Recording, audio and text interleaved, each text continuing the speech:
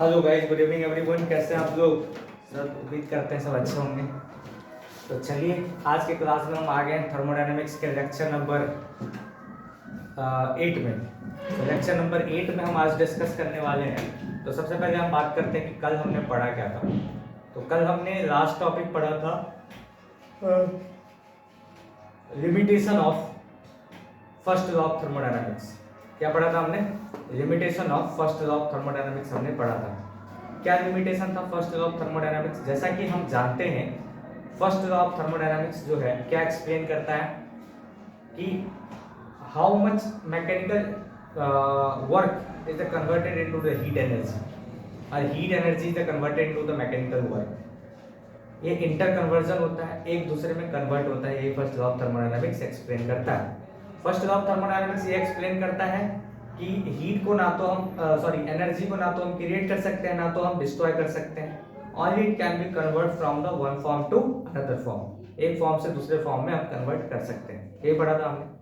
First law of thermodynamics के कुछ limitations है जो ये हीट एनर्जी को मैकेनिकल वर्क में कन्वर्ट करता है, पर फर्स्ट लॉ ऑफ थर्मोडायनेमिक्स ये नहीं बताता है कि जो मैकेनिकल वर्क हीट जो है मैकेनिकल वर्क में कन्वर्ट होता है तो किस कंडीशन पे होता है, under which conditions the heat energy is converted into the mechanical energy, mechanical work. कोई ऐसा कंडीशन, ऐसा कौन सा स्पेसिफिक कंडीशन होगा जिस पे वो कन्वर्ट हो जाएगा? ऐसा कोई स्पेसिफिक कंडीशन नहीं होता है, जैसा कि हमने पढ़ा था। एम आई राइट? फिर हमने देखा था कि हीट एनर्जी जो है मैकेनिकल वर्क में कन्वर्ट होता है, पर जो हीट रिलीज होगा उसका क्या स्पेसिफिक डायरेक्शन किधर होगा, कौन सा डायरेक्शन में हीट जाएगा, ये बात बताया नहीं उन्होंने। सिर्फ कहा कि हीट जो है, हीट एनर्जी मैकेनिकल वर्क में कन्वर्ट हो जाएगा, पर हीट जो रिलीज होगा वो कौन सा डायरेक्शन में जाएगा, ऐसा कोई डायरेक्शन की बात नहीं किया था उन्होंने। ये पढ़े थे हमने कल की क्लास में। And the last one topic जो था हमारा, it does not tell us the whether some process is the possible और नॉट। क्या कहा था कि किसी एक स्पेसिफिक टेम्परेचर प्रेशर पे जो हमारा एटमॉस्फेयर का जो वेदर होता है उस पे कोई पॉसिबल क्या कहते हैं उसको, एक कोई प्रोसेस पॉसिबल है या नहीं है, उसके बारे में कोई एक्सप्लेन नहीं किया।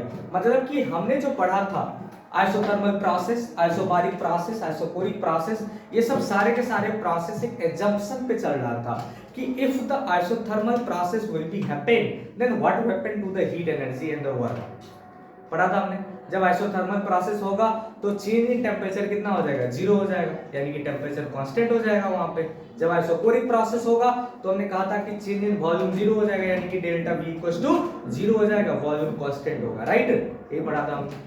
नेक्स्ट जो हमने पढ़ा था वो था हमारा प्रेशर। क्या था? प्रेशर। क्या था जी प्रेशर के टर्म में? व्हेन द आइसोबारिक प्रोसेस होगा, आइसोबारिक प्रोसेस में हमने कहा था कि प्रेशर कांस्टेंट होगा, वहां पे वर्क डन क्या हो जाएगा, P इनटू डेल्टा V के बराबर होगा। हमने कहा था आइसोथर्मल प्रोसेस होगा, डेल्टा T जीरो हो जाएगा, डेल्टा U यानी कि चेंज इन इंटरनल एनर्जी का वैल्यू भी जीरो हो जाएगा। यही पढ़े थे हमने। But in case of the isochoric process, change in volume equals to zero, it means the work done is also zero, delta V zero, work done equals to also zero. क्यों? क्योंकि work done equals to होता है ना P into delta V, ये formula होता है, तो वहां से हमारा वर्क डन भी जीरो आ गया। But in case of the isobaric process हमने पढ़ा था the heat delta Q equals to delta U plus P delta V के बराबर पढ़े थे ना। ये सब सारे केसेस हमने एक्सप्लेन किया था। तो फर्स्ट लॉ ऑफ थर्मोडायनामिक्स सिर्फ और सिर्फ यही बताता है कि क्या बताता है कि हीट एनर्जी को हम मैकेनिकल वर्क में कन्वर्ट कर सकते हैं। इसी के लिए हमको लेके आना पड़ा सेकंड लॉ ऑफ थर्मोडायनामिक्स। क्या लेके आना पड़ा? सेकंड लॉ ऑफ थर्मोडायनामिक्स लेके आना पड़ा, क्योंकि फर्स्ट लॉ ऑफ थर्मोडायनामिक्स ये सब चीजों को नहीं बताया कि स्पेसिफिक डायरेक्शन क्या होगा, उसका ऑर्डर क्या होगा, यानी कि टेस्ट कैसा होगा, उसका शेप साइज कैसा होगा, है ना। ये सब बात उन्होंने एक्सप्लेन नहीं किया था फर्स्ट लॉ ऑफ थर्मोडायनामिक्स, जिसके लिए अपने को लेके आना पड़ा सेकंड लॉ ऑफ थर्मोडायनामिक्स। आई बात समझ में? तो ये बात को थोड़ा ध्यान रखिएगा।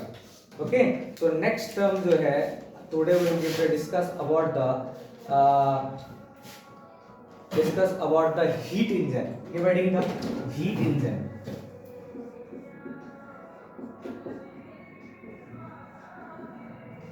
Heat engine, heat engine, what do you mean by heat engine? Heat engine के बारे में क्या जानते हैं? ये हीट इंजन क्या चीज है,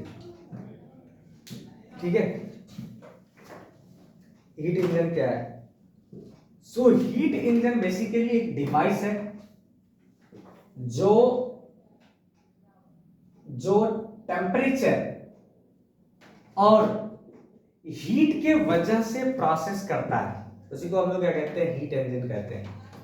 हीट इंजन जनरली बेसिकली आपने देखा होगा बहुत सारे ऐसे लाइक द रेफ्रिजरेटर, नाम सुना आपने, फ्रिज, जो कुछ इलेक्ट्रिसिटी को यूज करके जो सिस्टम का और एटमॉस्फेयर का टेम्परेचर और प्रेशर को चेंज करता है, उसी को हम लोग क्या कहते हैं, हीट इंजन कहते हैं। क्या कहते हैं? हीट इंजन कहते हैं। तो basically heat engine a device, heat engine क्या है? एक डिवाइस है which changes the temperature of the substance, which changes the temperature of the substance at the certain pressure, at the certain pressure and volume, certain pressure और volume पे substance का temperature को change करता है, उसी को हम लोग क्या कहते हैं, हीट इंजन कहते हैं। For example suppose you have water at the normal temperature and pressure, water at the normal temperature and pressure, and if you want to cold it, ठंडा करना है आपको, कहाँ रखना पड़ेगा? कोई ना कोई ऐसा डिवाइस यूज करने पड़ेंगे जहां पे ये ठंडा पानी क्या हो जाएगा, हमारा नॉर्मल पानी हमारा ठंडा हो जाएगा, कोल्ड हो जाएगा। उसके लिए उसको रखना पड़ेगा किसी हीट इंजन में, जो हीट को चेंज कर दे। क्या कर दे? हीट को चेंज कर दे। कैसे चेंज करेगा? राइट नाउ रूम टेम्परेचर पे हमारे पास पानी था, अरे है, इसको हम फ्रीजर में रखेंगे तो फ्रीज का टेम्परेचर डिफरेंस है ना, वहां पे अलग टेम्परेचर है, तो ये टेम्परेचर डिफरेंस के वजह से ये जो हीट था, इसका हीट को कन्वर्ट करके इन्होंने इसको, पहले नॉर्मल था अब उसको ठंडा कर दिया। आई बात समझ में? This device is the known as the heat engine. क्या कहते हैं उसको? हीट इंजन के नाम से जाना जाता है। अभी हम इसको लिखाते हैं, फिर आप उसको लिखेंगे, ओके। सो देखिए गाइस, जैसा कि अभी हमने बताया हीट इंजन क्या है। Heat engine are devices to perform this task. Heat engine क्या करता है जी? एक डिवाइस है जो टास्क को परफॉर्म करता है। कैसे? The basic activity of a heat engine is shown in figure, इस फिगर में दिखाया हुआ है। It takes some heat from the bodies at the higher temperature. क्या करता है? ये बॉडी जो है हायर टेम्परेचर से हीट को लेता है, हायर टेम्परेचर से हीट को लेता है और convert A part of it into the mechanical work. और ये हीट को हायर टेम्परेचर से लिया और इसको किस में कन्वर्ट कर दिया? मैकेनिकल वर्क में कन्वर्ट कर दिया। आई बात समझ में? And devices the rest to and delivers the rest to the body at the lower temperature. ये क्या किया? हीट को लिया हाई टेम्परेचर से, किस में कन्वर्ट कर दिया? वर्क में कन्वर्ट कर दिया। और जो भी हीट बच गया वो हीट को क्या कर दिया जी? भेज दिया कहां पे? जहां पे लोअर टेम्परेचर है, जहां पे लोअर टेम्परेचर है। जनरली लोअर हीट कहां से कहां ट्रांसफर होता है? हाई टेम्परेचर से लो टेम्परेचर। तो जनरली हाई टेम्परेचर से लो टेम्परेचर पे हीट ट्रांसफर होता है।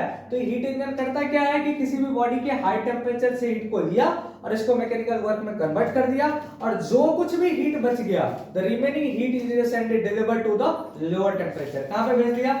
जहां पे लो टेम्परेचर है उस जगह पे भेज दिया। This is the known as the heat engine. क्या कहते हैं उसको? हीट इंजन कहते हैं। कोई दिक्कत वाली बात? लिखे यहाँ पे known as the heat engine. और ये साइक्लिक प्रोसेस पे काम करता है। किस पे काम करता है? Cyclic process. बताया था ना, लूप में काम करता है। किस में काम करता है? लूप में। देखो ना, लूप बन गया, बना के नहीं बना, इसलिए इसको कहते हैं साइक्लिक प्रोसेस। क्या कहते हैं उसको? साइक्लिक प्रोसेस कहते हैं। आई बात समझ में? अब इसका स्पेसिफिकेशन क्या है, इसका फॉर्मूला क्या है, इसका एफिशिएंसी कैसे कैलकुलेट करेंगे, वो हम निकालते हैं अभी। पहले आप इसको छाप दीजिए, ओके। तो लिख दीजिए गाइस इसको, heat engine are device to perform this task. Heat engine क्या करता है? टास्क को परफॉर्म करता है। और टास्क को क्या परफॉर्म करता है? It takes the heat energy from the body from the high temperature, it converted into the mechanical work, and mechanical work में कन्वर्ट करने के बाद जो रिमेनिंग हीट बच जाता है, रिमेनिंग हीट बच जाता है, उसको कहां पे भेज देता है? लोअर टेम्परेचर में भेज देता है। कोई दिक्कत वाली बात नहीं होनी चाहिए। छाप दीजिए इसको, ले लीजिए स्क्रीनशॉट, छाप दीजिए गाइस। अब आता है कि हीट इंजन का एफिशिएंसी क्या होगा। What is the efficiency of heat engine?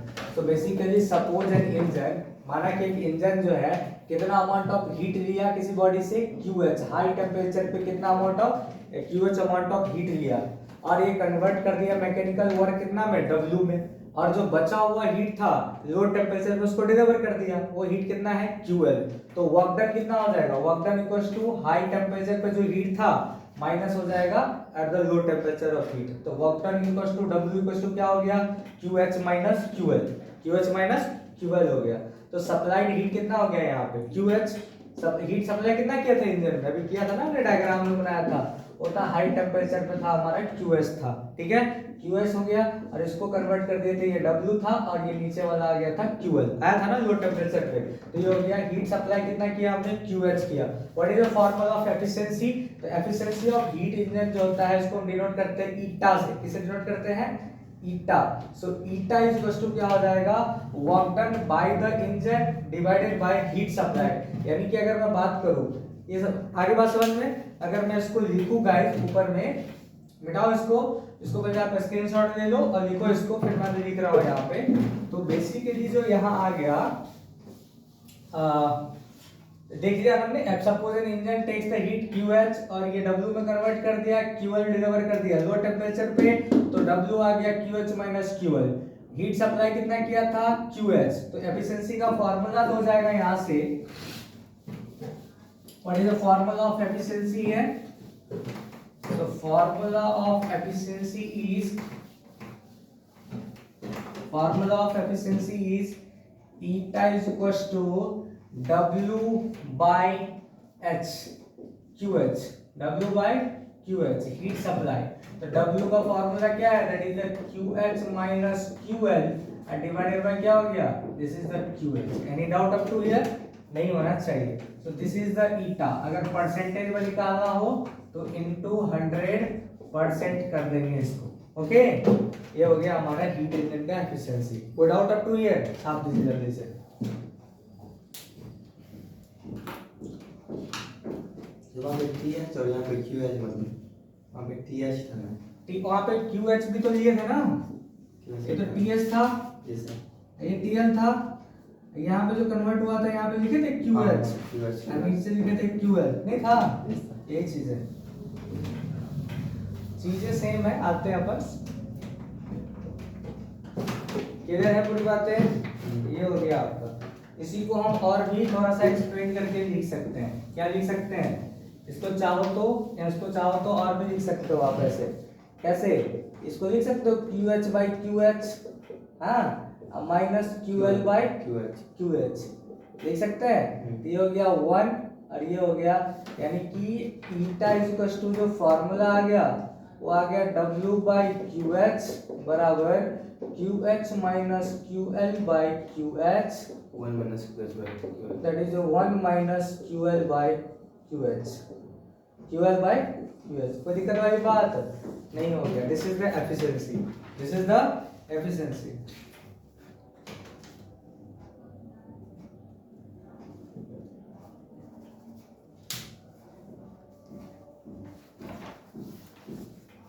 Okay,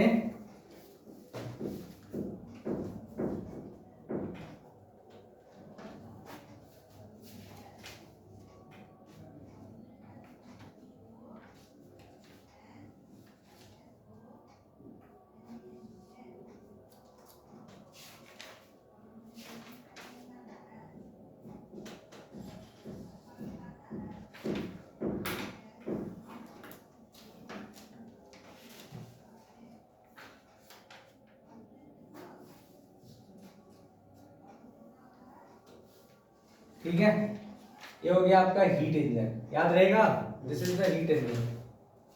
sir वहाँ पे QL minus QL ही लिखा है। सर ये QH होगा, QH minus QL। Any doubt up to here?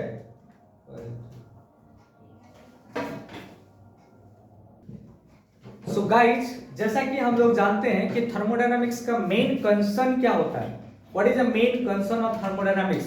The main concern of the thermodynamics is the efficiency. To calculate the efficiency to in which the heat is converted into work. So we have to find out the percentage, how much percent of heat is converted into the mechanical work. So what is the accuracy here? Efficiency कितना percent efficient है, ये वही main concern होता है thermodynamics का। इसी में हम लोग थर्मोडायनामिक्स में देखा गया है कि कुछ इंपॉर्टेंट बात जो होता है कि हीट जो मैकेनिकल वर्क में कन्वर्ट होता है और वो हीट इंजन किसके बेस्ड होता है, रिवर्सिबल प्रोसेस के बेस्ड पे, रिवर्सिबल प्रोसेस के बेस्ड पे ये क्या करता है, ज्यादा से ज्यादा हीट को प्रोड्यूस करता है, ज्यादा से ज्यादा वर्क करता है ना। देखिए जी, हीट इंजन नोट नंबर 1 में, heat engine based on heat engine based on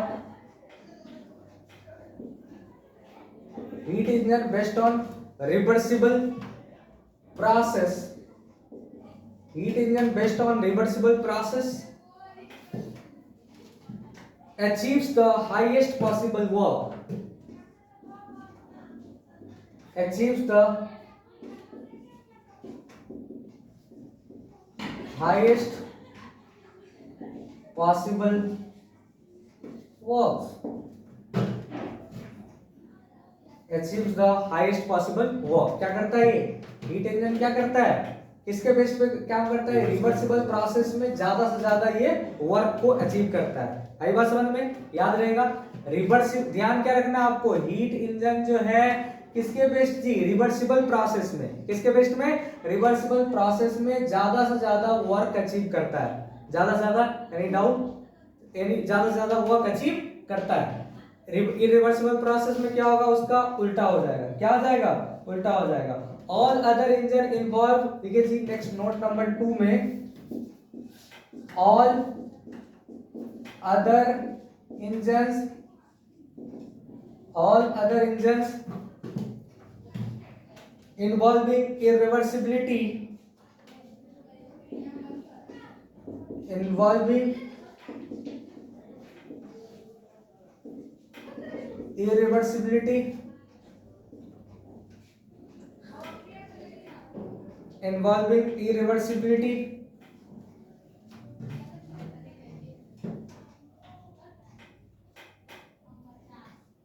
irreversibility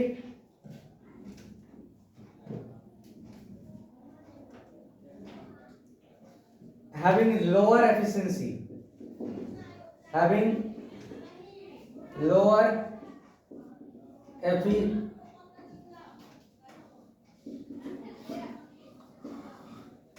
lower efficiency, क्या होता है, लोअर एफिशिएंसी होता है, क्लियर है पूरी बातें। Lower efficiency just because of the viscous forces, energy loss, कुछ एनर्जी लॉस होता है उसमें, विस्कस फोर्सेस होते हैं, उसके वजह से क्या होता है, जो इरिवर्सिबल, अगर रिवर्सिबल प्रोसेस है तो हाईएस्ट वर्क होता है, इरिवर्सिबल प्रोसेस होगा तो लोएस्ट वर्क होगा, एफिशिएंसी बहुत कम होगी। आई बात समझ में, याद रहेगा नहीं रहेगा, this is the important point here. Screenshot ले लो बच्चों, इसको लिख देना है, ठीक है। चलिए जैसे देखिए इसमें क्वेश्चन है कि which engine have more efficiency, कौन सा इंजन ऐसा है जिसके पास में ज्यादा से ज्यादा एफिशिएंसी होगा, reversible engine, irreversible engine, both have same efficiency, can't say, क्या होगा आंसर, रिवर्सिबल इंजन, क्या होगा आंसर, रिवर्सिबल इंजन होगा। आई बात समझ में, तो बहुत बीबीआई क्वेश्चन है, जेईई मेंस टाइप का क्वेश्चन है कि which engine have more efficiency, तो क्या होगा, reversible engine has more efficiency than the irreversible engine. आई बात समझ में, लिख लो इसको नोट में शॉर्ट में, ठीक है। देखिए reversible engine has more efficiency than irreversible engine, reversible engine has more efficiency than irreversible engine.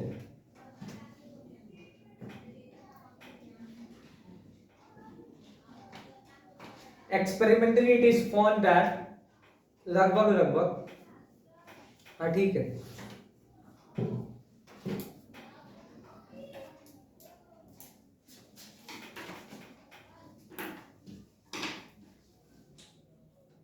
अगर एक क्वेश्चन पूछा जाता है, एक क्वेश्चन है सपोज, चलो क्वेश्चन लिखो, देखो क्वेश्चन लिखो,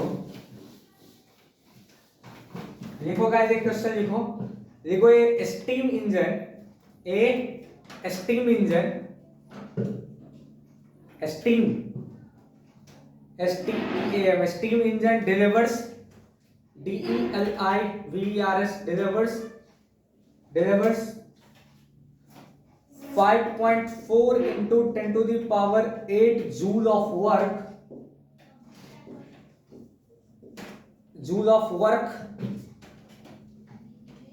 per minute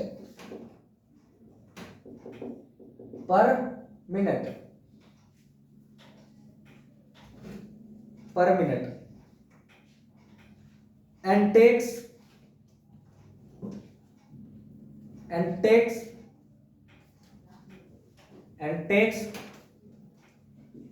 3.6 into 10 to the power 9 joule of heat per minute from boiler से इतना हीट जो है ले लिया जाता है, यानी कि लेता है ये। तो पूछ रखा है कि what is the efficiency of engine, what is the efficiency of engine का एफिशिएंसी क्या होगा, what is the efficiency of engine. Option भी दे देंगे आप। ऑप्शन है, फर्स्ट ऑप्शन 10%, सेकेंड ऑप्शन है 15%, थर्ड ऑप्शन है 20% एंड फोर्थ ऑप्शन है 25%।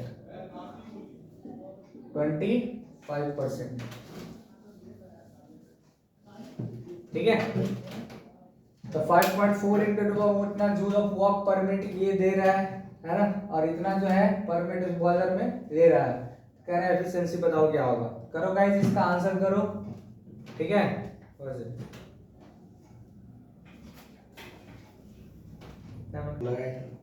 तो सिंपल है गाइस, क्या हो गया, eta is equals to W/QS। तो W कितना दिया हुआ है, 5.4 गुने 10 के पावर 8 है। Yes sir. ये कितना हो गया, 3.6 गुने 10 के पावर 9 इंटू कितना हो गया 100। एफिशिएंसी पूछा है, परसेंटेज में होगा। कितना हो गया, 9 चौका 36, सॉरी 2/3 9 छक्के 54, 9 चौका 36, 2 तिया 6, 2 गुना 4, यस सर। 3/2 गुने ये कितना हो गया, 8 कट गया तो 10 टू द पावर -1। अरे वाह, ये तो डायरेक्ट लिख दो ना, इनटू हो गया 100, अब बट्टा हो गया 10, इससे कट गया। Yes sir. ये कितना हो गया, 2 का 2, 3 चीज बता दो, 15 तो आ गया। तो हर 1.5 हुआ ना। सर वो 2 को लाइक 5 से कर देंगे तो 15 आ जाएगा। कोई बात ना, आपकी भी इच्छा है। चलो 2 पंचे 10, 50% आंसर आ गया। नहीं चलेगा, नहीं चलेगा, यस सर। तुम्हारा क्या दिक्कत था, है तो ऑप्शन नंबर 2। कोई दिक्कत, छाप दीजिए इसको। Okay,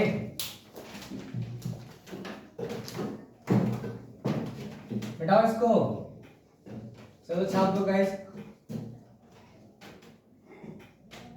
so next is the second law of thermodynamics. Next क्या है, सेकंड लॉ ऑफ थर्मोडायनामिक्स। लिख दो गाइस जल्दी से। तो यही का क्वेश्चन था।